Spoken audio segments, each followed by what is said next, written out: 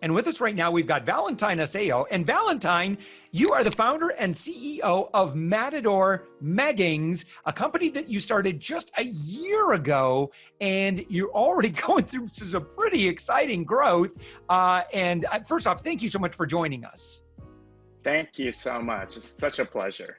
So first off, your website is Matador Meggings. So Matador, just like the Matador Bullfighter with the bulls and that sort of thing. And that's the website. And so people can see what it is that we're talking about. But essentially what we're talking about is athletic leggings for men, right? Correct. Well, how did you come up with the idea? Is this something did you see this, or did you just like, you know what, as men, we need leggings? Was that the foundation for it, or how did you come up with the idea? That's exactly what happened. So 5 years ago, I got my yoga teacher training certification. And the first class, I found myself with many women in yoga pants. And I was the only person in the room who couldn't or didn't wear yoga pants as a guy, because otherwise it's pretty pornographic, right? Like the leggings are very tight and leaves nothing to imagination. Right. And also they're not very functional. Women carry purses, so they don't need pockets. But so basically what I did is that day I said to myself, surely someone needs to be producing these, like, the big brands, big athletic wear brands, and they did not. So I said, I don't have to reinvent the wheel. I'm just gonna build a better one. So I re-engineered the leggings, the concept of leggings for the male anatomy. Basically, added a cup in the crotch area so that you can see the outline of the genitals. I added a lot of pockets. You call it, by the way, Valentine, you call it no VPL technology. Correct, yes. And for our listeners, VPL stands for visible penis line. And the technology, our trademark technology, is that it conceals your goodies, so people can't tell your religion. Right. and another thing that I love doing is I love going for a run. And when I run by the water, I like taking my shirt off, and then I end up holding that shirt for an hour. So I added a loop at the back so that you can place your shirt when you go for a run, or if you're at the gym, you can put your towel through that loop so that you don't have to carry your towel from one station to another. So basically, this is leggings on steroids, functionality-wise and quality-wise. And you have a functional pocket that's kind of built into it as well. So having run a couple of marathons, done a bunch of half marathons, I really enjoyed a bike. This seems, if we think about function, this really is a very, very functional a piece of athletic clothing. Definitely. So compression pants, also known as leggings, yoga pants, they're all the same. Compression pants are proven, like scientifically proven, to benefit you when you work out. It activates those minor muscles on your legs, and also it really, there's also a psychological element to it, which is not scientifically proven, but I see it on myself. Like when you wear those leggings, you feel yourself like a superhero, right? Like most superheroes wear those leggings, but when it comes to our current society, leggings are associated with, women's clothing, and some people may find them feminine. So with Matador Meggings, I want to reclaim our masculinity and tell people that comfort comes first. When yoga pants became a thing for women 10 years ago, they used to wear it only to yoga. Now they wear it to anywhere and everywhere, from Sunday brunch to shopping to sometimes night out, right? And men's fashion and men's world follow typically women's world 5 to 10 years behind. So we're catching up on this trend. It definitely enhances your performance, especially if you're working out your legs. When you walk on the street or run a marathon, it definitely enhances the activity that you're doing. Another value that we bring is leggings is probably the #1 category in athletic wear and athleisure for most giant brands.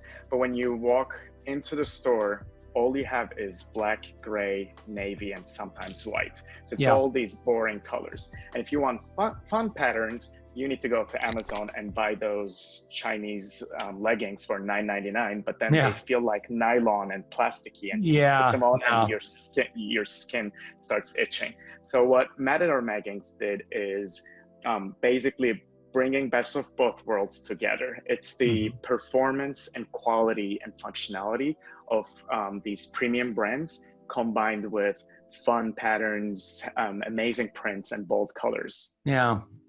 Yeah, I agree. I think, you know, if you're going to be working out, it's much more fun to feel like a superhero. Like a superhero. Yeah. Exactly. I say hashtag unleash your superhero. Yeah, I like it. Okay, so you come up with the great idea, and how do you market this? That's great. So as an e-commerce company, I heavily rely on digital advertising. I worked at Facebook for 8 years prior to that, so I really have a good understanding of online advertising. So Facebook and Instagram platforms are the bread and butter for any e-commerce company. They're great for demand generation. If you're a guy who never owned a pair of leggings, or you have leggings from other brands, I rely on Facebook to reach out to you and communicate and say, hey, this is my product, this is the value proposition, this is the price point. If you like it, come over to my website.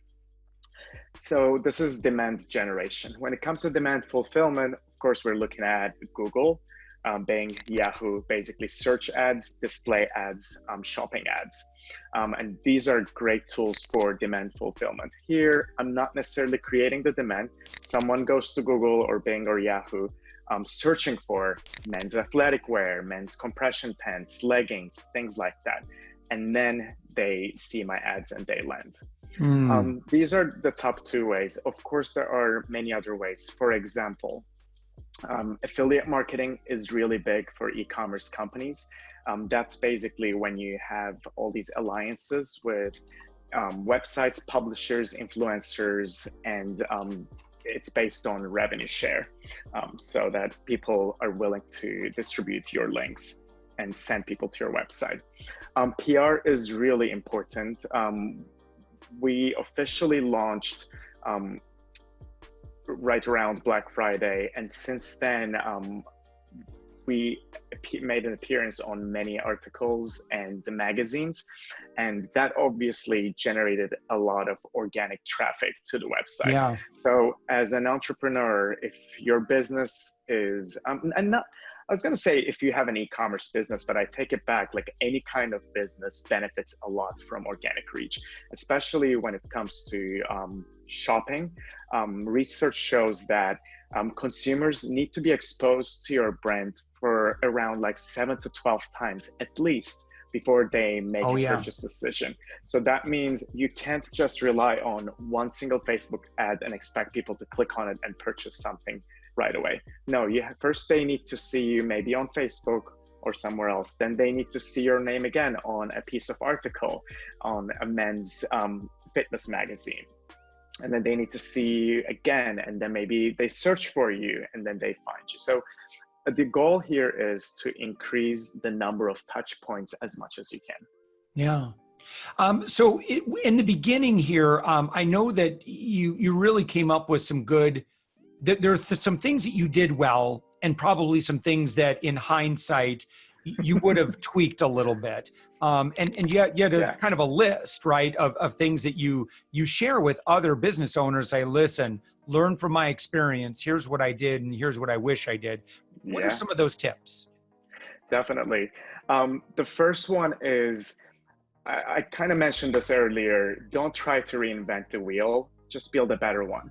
I wanted to become an entrepreneur all my life. I come from an entrepreneurial family, my dad, my sister, my mom, and I felt like I was stuck in corporate America working for these giant companies and never had the courage to start my own business, particularly because I thought I didn't have an idea. I thought I did not have $1 million idea. I spent a decade of my life trying to find a brand new product like Uber or Airbnb or one of those products that changed humanity, I'm gonna say.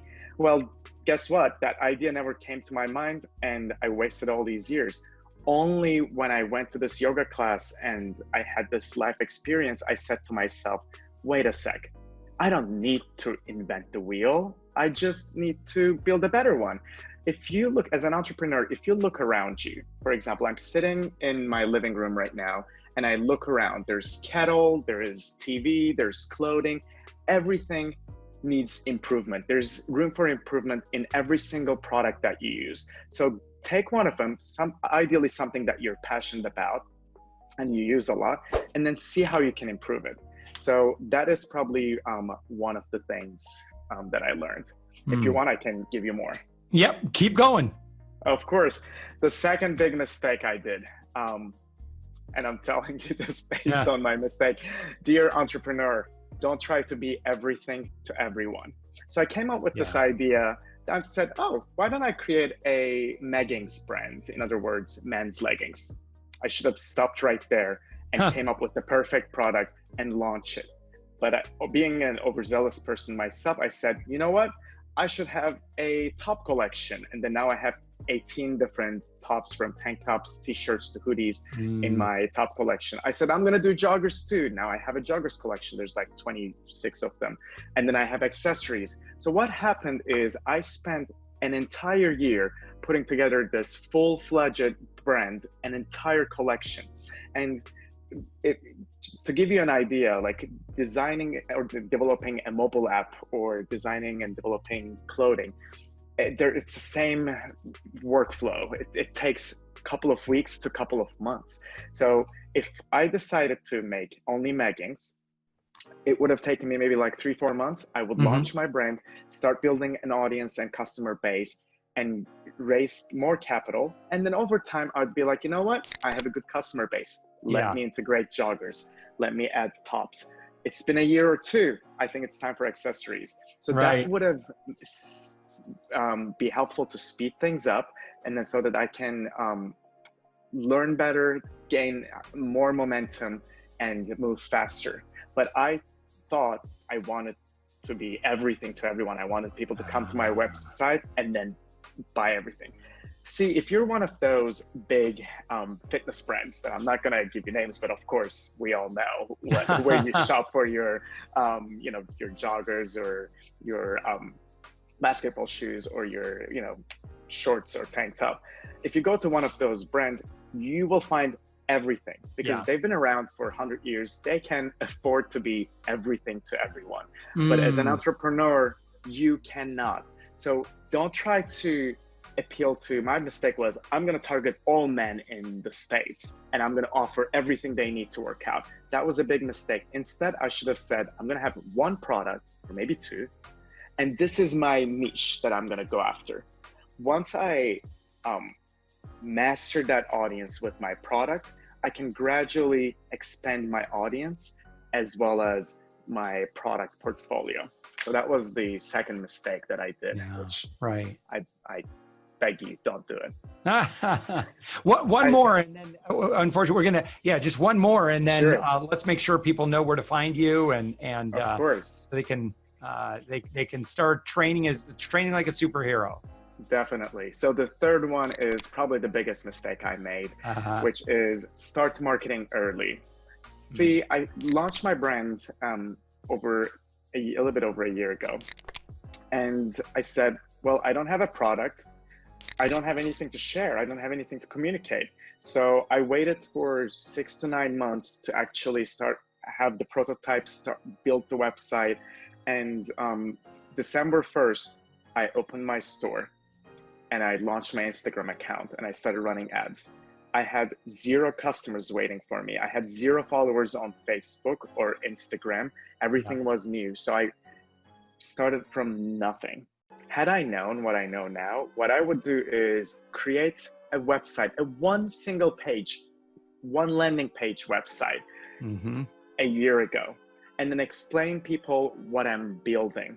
And then maybe put a link to sign up so that people would sign up to my newsletter and they would know when the product is ready. You know, think about it like a Kickstarter campaign, or one of those campaigns where people market it with no product in hand. So I should have done that. I could start my Instagram account and Facebook account early on, and then put maybe stock photos and generic photos. Even though I don't have anything to show people, I could start the hype. So for example, it's been 3 months since I've been in business, and now we have 10,000 followers on Instagram. It took us 3 whole months to gather 10,000 people, which is a big success. But what would happen if I started my Instagram account a year ago and started the hype?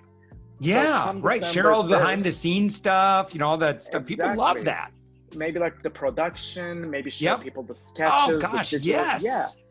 And what would happen, Josh, is on December 1st, when we opened our website and started business, I would already have thousands of people waiting for this product, and it would be much easier for us to sell.